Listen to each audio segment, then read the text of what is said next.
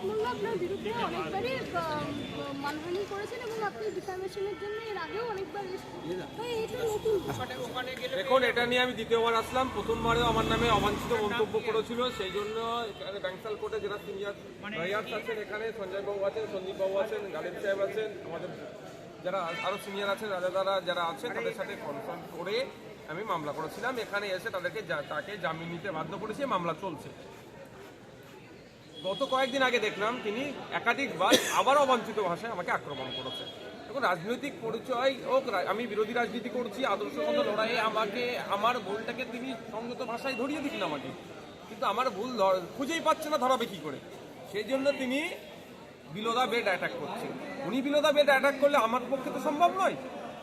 আমি সেই জন্য আইনের যারা বিশেষজ্ঞ তাদের পরামর্শ নিয়ে তাকে আইনের মাধ্যমে জানতে চাইছি যে আমার সম্পর্কে যে সার্টিফিকেট উনি দিয়েছেন সে সার্টিফিকেটের বৈধতা কত আছে, কোর্ট কেসে জানান।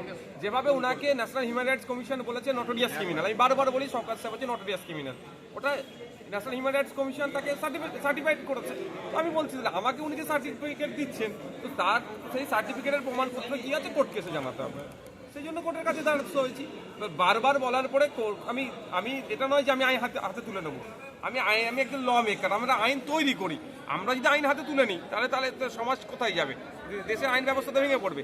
আমরাও আইনে দ্বারস্থ হয়েছি। আশা করছি মাননীয় যিনি বিচারক মহাশয় আছেন দেখবেন তিনি, এবং শুধু তাই না, তিনি একথাও বলেছেন, আমরা তারপরে প্রডিউস আরও করবো যে প্রয়োজন হলে কোর্টে দাঁড়িয়ে আমি বলবো। কোর্টে এসে দাঁড়িয়ে বলুক।